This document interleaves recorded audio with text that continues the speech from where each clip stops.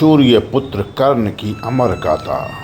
एक नदी जिसमें लहरों में एक सोने की टोकरी बह रही है, उसमें सोया है एक बालक, जन्म से ही स्वर्ण कवच और कुंडल पहने।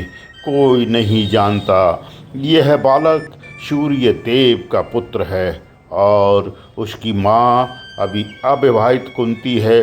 लज्जा और भय ने माँ को मजबूर कर दिया और नियति ने उसे आदिरथ और राधा की गोद में पहुंचा दिया।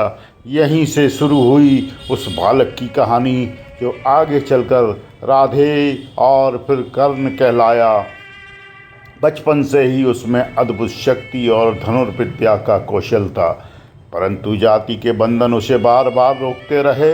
गुरु द्रोणाचार्य ने उसे शिष्य नहीं बनाया क्योंकि भय राजकुल का नहीं था।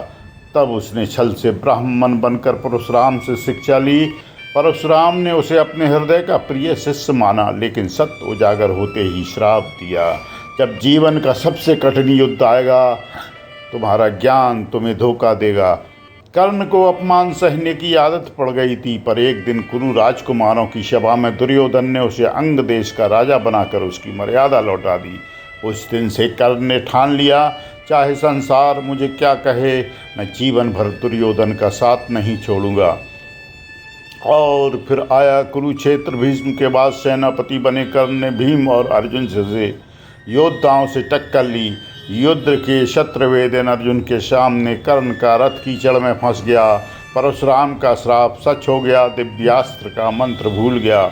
उसने अर्जुन से कहा, पांडव नियम है, निहत्थे पर प्रहार मत करो। लेकिन श्री कृष्ण ने अर्जुन से कहा, अर्जुन है समय धर्म का नहीं रण का है। अर्जुन ने बाण छोड़ा और सूर्य पुत्र कर्ण धराशायी हो गया।